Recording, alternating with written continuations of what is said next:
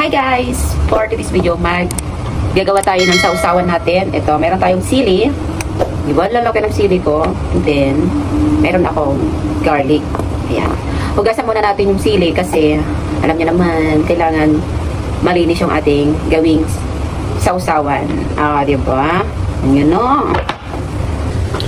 So, ayan guys, na hugasan ko na yung aking chili. Ayan, nakikita ba? Ayan. So, tanggalin natin yung tangkay. So, unahin muna natin pala yung garlic. Ayan, meron tayong garlic. So, gagamit ako ng kahit ilang peraso naman ng garlic. Okay lang, o diba? So, tanggalin natin yung balat. Ayan, gamit na ako ng knife. Ayan. So, isa-isay natin. Ayan. So, hindi pa ako gaanong nakakapag-cooking kasi alam niyo naman, busy talaga dito sa bahay. Lalo na, walang pasok na yung mga bata. Pero next week, start na naman yung school. So, may oras na naman ako magluto-luto. Ayan, sa mga nag-subscribe po sa akin, thank you so much. Sa mga hindi ba nakapag-subscribe, baka naman, pa-subscribe naman ang aking channel. Ayan, so, meron na rin tayong 721 subscribe. Ayan. Thank you so much sa mga nag-subscribe po sa akin. Ayan. Sa mga gusto pong kasali sa akin, may pa-giveaway ako sa mga nag-subscribe sa akin.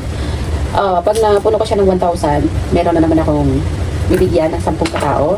Pakoskos o pakoskos, Gcash, ayan. Para naman pagpapasalamat ko sa kanila kasi subscribe sila sa akin.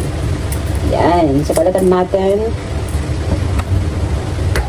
So, mahirap din magbalat pala.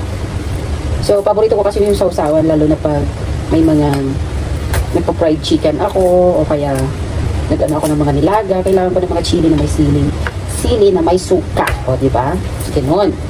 So, alam nyo naman. So, ayan, nabalatan ko na yung aking garlic. And then, sunod natin, iwain ko yung mga iba. Ayan.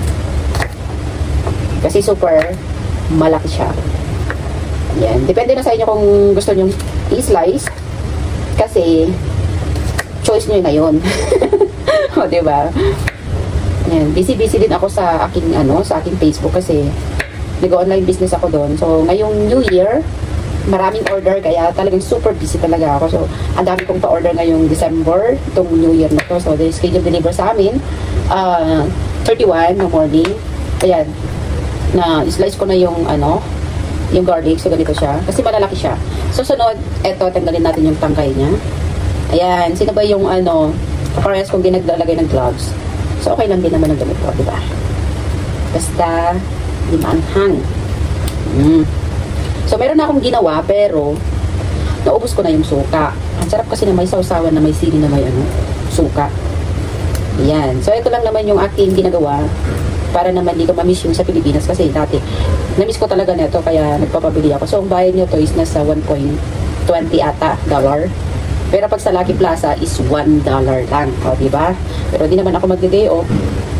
So, doon kami bumili sa NTUC. So, kailangan natin ng jar at lalagyan natin ng suka. Yan. Simple lang naman sa paggagawa nito. Yan. So, okay na guys. Natanggal ko na. So, meron tayong jar. So, ito nahugasan na. Malinis na siya. So, kailangan natin ng suka. So, wala akong Dati Puti o Silver Swan. So, ito yung gamit ko. Kahit ano namang suka, pwede. First, maglagay tayo ng suka. So, konti muna kasi baka hindi magkasya. And then, ilagay natin tong garlic. Ayan. Ayan, okay na yan.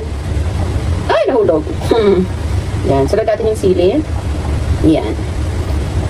Ayan siya. Ayan, so tama na to. Ibigyan natin ng suka.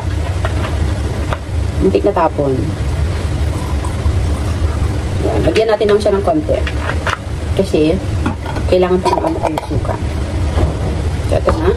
So, meron akong ginawang pero dadagdagan ko siya ng sili para masarap.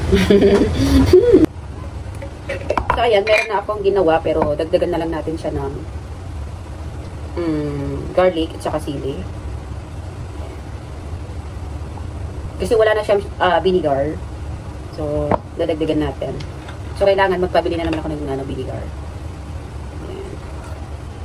Okay na yan. So, tama na yan. So, hindi na ako maglalagay ng, tawag ko doon, yung black pepper kasi wala ako. So, ganito, okay lang din naman. Ayan, okay na yung aking sili. Nilagyan ko ng suka. Di ba? Ang ganda ng tingnan.